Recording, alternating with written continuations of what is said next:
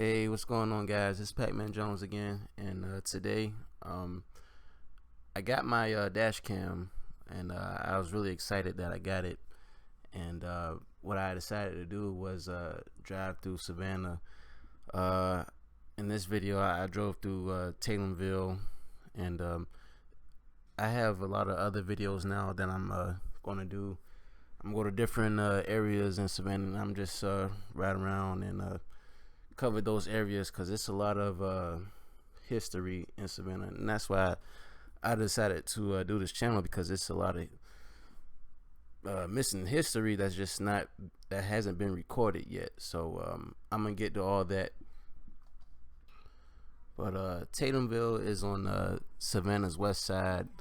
We're talking about the west side. We're talking about in between Montgomery and Staley, and just around those areas in 54th. But anyways, when most people think of a gang, most people think of gangs as, like the Bloods and the Crips, gangs like that. Savannah is different. It's not citywide gangs. It's more neighborhood gangs, like TVT, the video I'm doing about right now,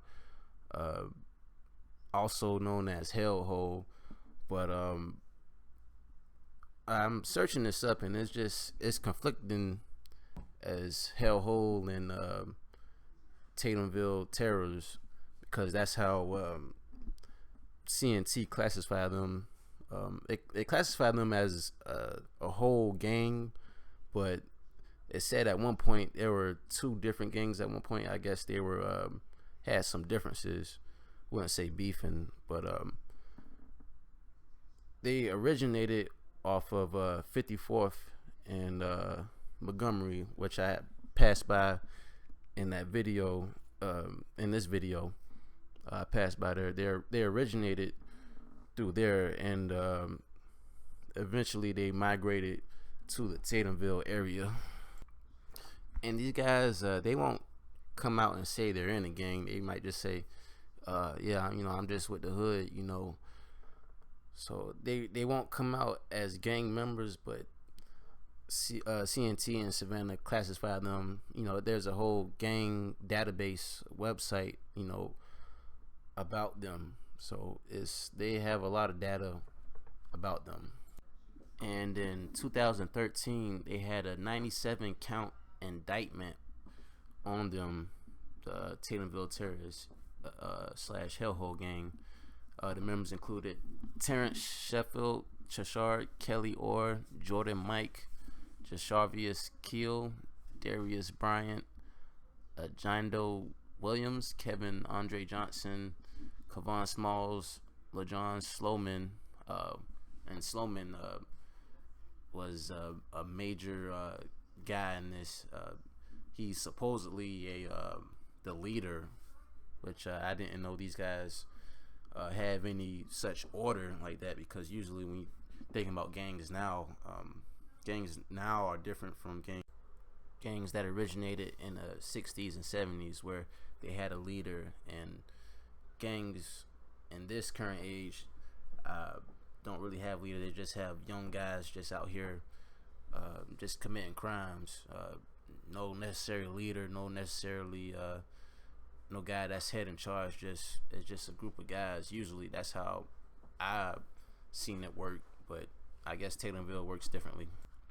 But Loud Rad Lino Snuffy Slowman was caught trying to sell heroin on East Broad Street, but tried to flee. But however, he was caught by the K9 units, and he was charged with several felonies as far as attempt to sell controlled substance, which was marked under heroin, and possession of heroin with intent to distribute, and obstruction, and addition of he was being wanted in Chatham, Bryan, and Effingham counties. And those 97 counts range from murder to sexual assault to aggravated assault to armed robberies, which all of those took place since June of 2012. So CNT Savannah police been watching them for about a year since the indictment happened. Well over a year. I mean, usually with evidence like that, they watch you a little bit longer than that. And it says also the gang was involved in the shooting death of 19-year-old Tyate Franklin of River Street in September 2012, and the Coastal Empire Fair shooting of November 2012 that left 8 wounded.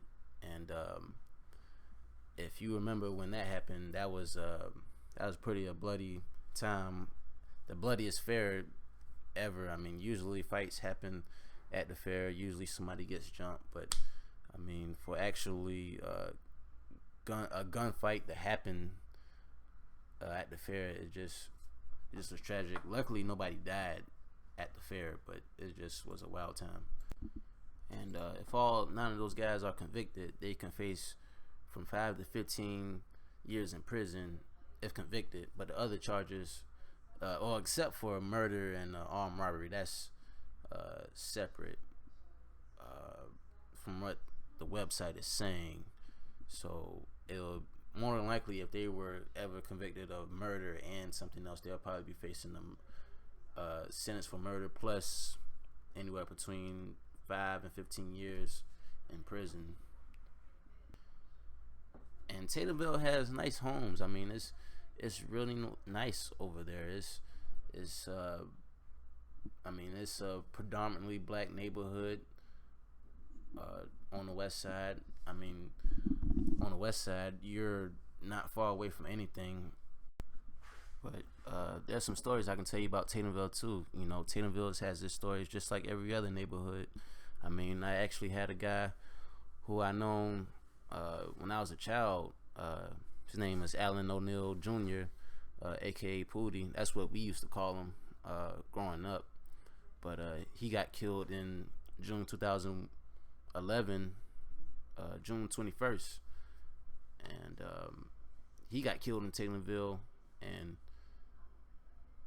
her mom found out the same day because they live blocks away from the murder. And even another story, I had a guy that I known, not a friend but an associate. He said he was just walking through Tatemville and 2 guys approached him from the front with shotguns, and another 2 guys approached him from the back with a AK and a pistol. So I mean, could Tatemville gang be responsible for that? I don't know. I'm not saying yes, I'm not saying no. I mean, could be. But I mean, you just gotta be aware of where you walking and where you going. You know, I always have my rules, even when I walk out the door and walk down the street. You know, I always play it safe. You know, never look like a target. But at the same time, it's not all bad because you got Jonesville Church that's right outside Tatemville. Even my uncle, he owns a church inside Tatemville. I mean, there's I believe like another church, maybe like 2 more churches in the Tatemville area, and it's spacious area over there, and it's history over on that side too. But I'm gonna bring you guys more videos. I got the Hitch Village Project video coming up soon. I'm gonna do Yamacross soon. I'm gonna do Booger upload coming soon. I got a lot to do. I mean, it's a lot of stuff I gotta cover, so just give me the time. I'm just got this dash cam, so I'm just getting a better visual of Savannah. It's Pac-Man Jones from Savannah Seaport News, and I'm out. Tonight, we're also learning more about the man police say led a West Savannah gang who was arrested yesterday and now faces multiple felony charges. The Chatham-Savannah counter-narcotics team, with the help of Metro, took this man off the streets and away from his Tatemville Terrors gang. Sean Evans is joining us now live outside the detention center with what he has learned about the arrest from CNT. Well, guys, typically when CNT carries out these operations against gangs, it's not uncommon to see them wrangle up dozens of alleged criminals in one of these operations in one fell swoop. But the task force gladly went after just one person this time, Laurald Sloman, who they say was not only the leader of the Tatemville terrorist gang, but also one of their main enforcers. And Sloman has a lengthy criminal history with nearly 24 arrests since 2002 here in Chatham County. That's according to CNT. Now, police also believe he has familial ties to Lawan Sloman, who was with the same gang, the Tatemville Terrors, and arrested for his role in 2012 in the 2012 shooting at the Coastal Empire Fair. Now, while taking down the leader of a gang is a big accomplishment for law enforcement, they realize someone could still try to step up into that now vacant spot, and they have a message for that person. Sadly, however, there are people out there who still look at that as a badge of honor, and therefore they want to take that next step and become that person. So all I can tell is that person, whoever it may be that's considering, is that CNT stands ready to come after you, to include all of our full resources, and I promise you that we'll come out on top. And because of Sloman's lengthy criminal history, he was denied bond in the Chatham County Recorder's Court. Reporting live from the Chatham County Detention Center, Sean Evans, WTOC News.